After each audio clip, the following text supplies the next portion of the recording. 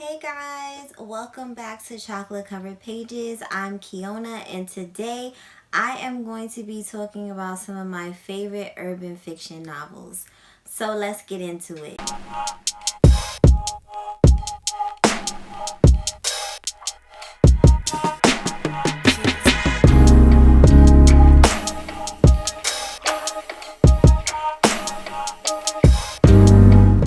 So before I get into the books that I want to talk about, first I want to address that I am in another area. What do we think? I'm finally starting to get my book room together. It is long overdue and I'm so excited. Look out for that video. I want to get into the sponsor for this video, which is Tales from the Dell by Elijah R. Freeman. And this book is a collection of 3 short stories, all following characters who live in Riverdale, Georgia, and some of the sticky situations that they get themselves into. So the first book in this collection is called Money Blessings, and this book follows a guy named Rico who is constantly grinding, selling drugs. He's in a trap and he's grinding, and he doesn't seem to be making his way up to the top. So he decides to get in touch with a root worker. And after he gets in touch with this root worker, he starts to flourish. But at the end of the day, as we all know, all money ain't good money. The second story is called Ma Dukes. This is about a guy named J-Rod. And he is a teen that just cannot stay out of trouble. And it gets to the point where his mom is just so fed up with him that she ends up kicking him out. So this pretty much gives him free reign to get into even more trouble. So he ends up teaming up with these other 2 guys for the day, and they've decided that they're gonna go, try to pull a few licks, but something goes wrong and he ends up left for dead, and his mom's love is definitely tested. The last story in this collection is called Chill Out, and it's about a guy named Rel who is in prison. He's been convicted of murder. He has a young kid in his cell named Juvie. And this story is basically Rel telling Juvie his story with the hopes that it would try to get him on the right path. So that is the 3 stories in this collection. If any of those sounded interesting, make sure you definitely drop down in my description box. I will have a link where you could go and get the book. It's also on Kindle Unlimited if you're interested.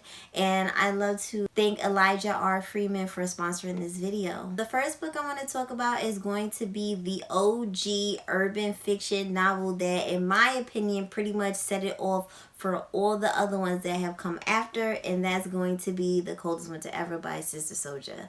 I read this book when I was 13, and I read it again back in August as an adult, and I do not feel the same way about it as I did when I was 13, and that's only because I now understand way much more about this book than I did when I was 13. Clearly, I had no idea what I was reading.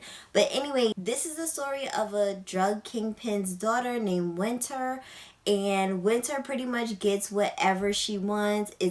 Whatever she wants is pretty much handed to her. When suddenly her world falls apart, her father ends up getting locked up and the accounts are frozen. She can't get any money. So she has to pretty much get in where she fits in and tries to hustle and figure out a way for her to stay afloat. But the issue is that she still has the spoiled brat mentality while she's hustling to try to make ends meet. She soon finds out that Brooklyn streets are very, very cold and they're not as cushy as she thought it was. Yeah, in my opinion, this book will forever be a hood classic. The next book I want to talk about is Flyy Girl by Omar Tyree. And again, with this one, I read this book at 13. I read this at 13 as well. You know what it was?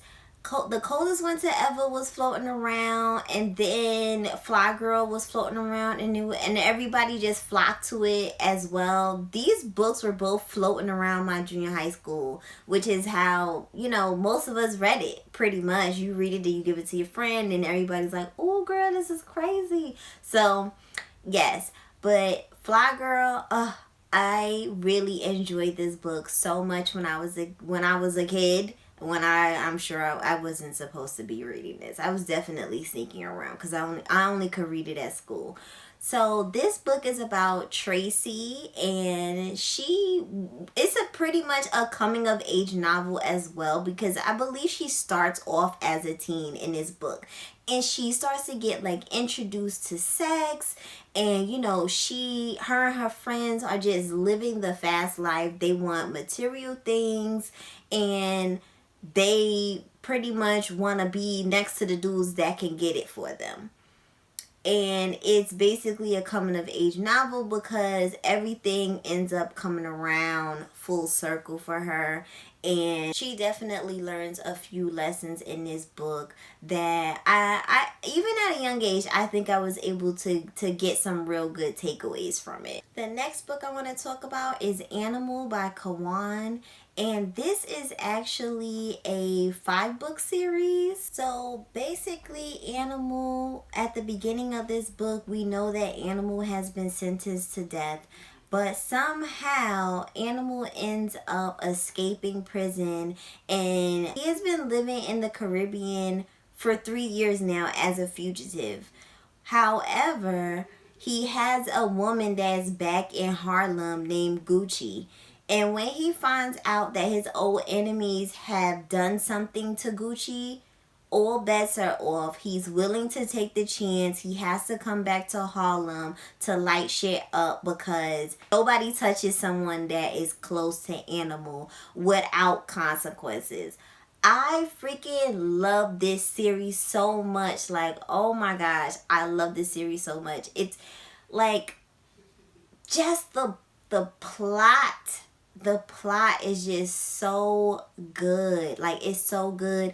And then on top of that, I like to my favorite way to consume this series is by audiobook. So make sure if you want to read this book, you check out the audiobook if you're into audiobooks, because the narrator, Carrie Height, Carrie Height is nasty with it. Any urban fiction book that Carrie Height is narrating, I want to listen to, because he's got that gritty voice that's just perfect for urban fiction. Like, he can make it smooth, but then he knows when Animal gets mad and he like does that growl. Ooh, I love it. So you definitely want to check that out. And Animal as a character, he is scary as shit. I'm not gonna lie. He is very scary when you get him angry. He can be very cold and calculating, but he has such a soft heart for the people that he loves, and he loves hard. Like, he's one of those characters, like, if he messes with you, he really messes with you. Like, no one's gonna do anything to you without consequences. And I love that about Animal. I love that so much, that loyalty that he has. And he always seems to stay 10 steps ahead of everyone else because he's so freaking smart. The next book I want to talk about is Moth to a Flame by Antoinette. And Moth to a Flame actually is a standalone, but after reading Moth to a Flame, then go on to the Ethic series, which there are 6 books in that series. Then after you read that one, you can go on to the Butterfly series, which follows another character. So the Ethic series follows Ethic, who is a character in Moth to a Flame. So let's talk about Moth to a Flame. I'm saying that one because that is a book that starts it off. And Moth to a Flame is set in Flint, Michigan, and it is about this drug kingpin named Benny Atkins. he has tried to make sure that his daughter Raven Atkins is pretty much away from all the turmoil that goes with being in the game. He has sheltered her pretty much her entire life. And somehow an up-and-coming stick-up kid named Mazan has decided that he wants her. He, starts trying to get at her, and eventually she allows it. She falls madly in love with him, and there's pretty much nothing her father can do to stop her from getting with this dude, even though he's completely against it. At first, everything is gravy. Everything is so good between them, but at some point, things get very violent. And when I tell you this book is rough. Like, I'm not even gonna lie to you. Like, this book is rough. When I finished this book, I cried.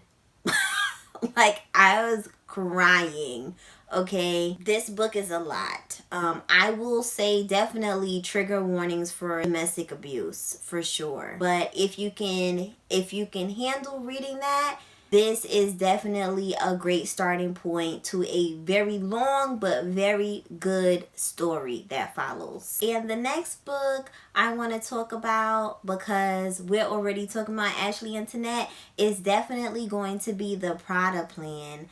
The Prada Plan series, oh my goodness. I actually read the Prada Plan series before I read the Ethics series.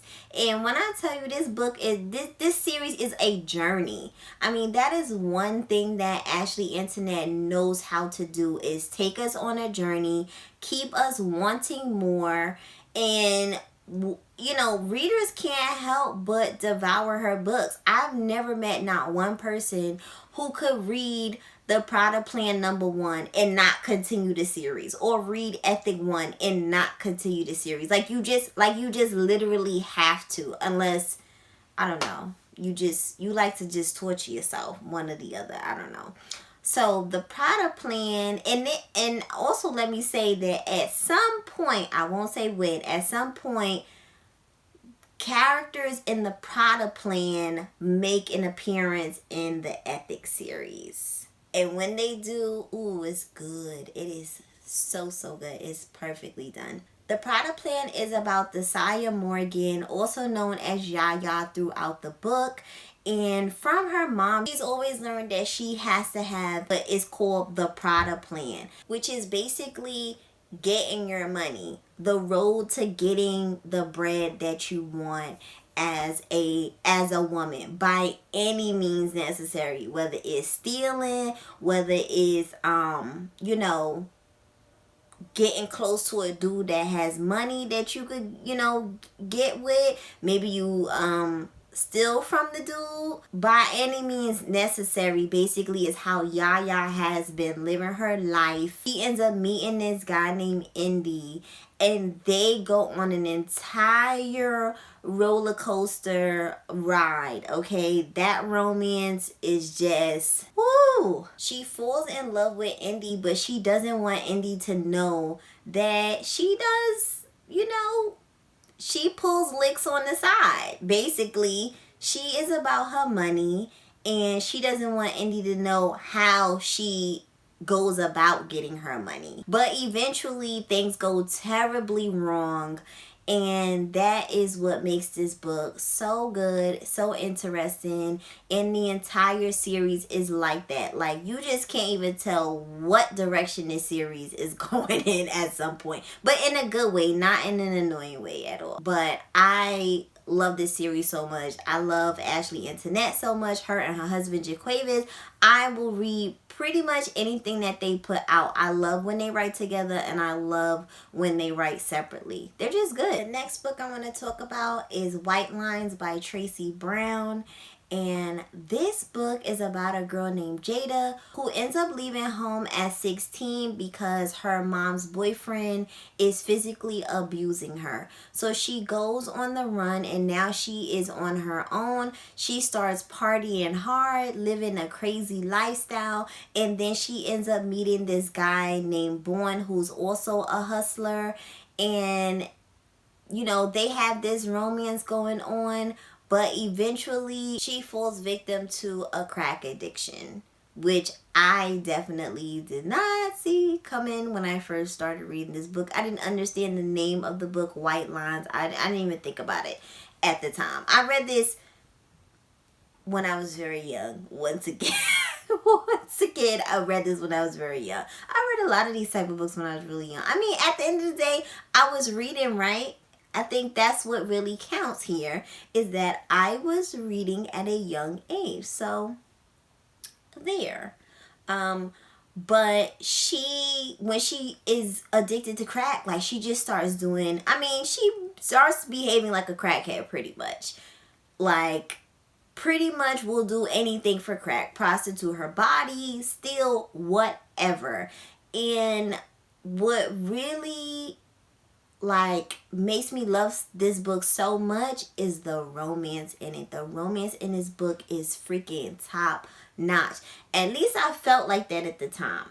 I don't know if I would feel like that right now. I'm unsure. And part of me thinks that I should probably read all these books all over again just to see if I feel the same way about them.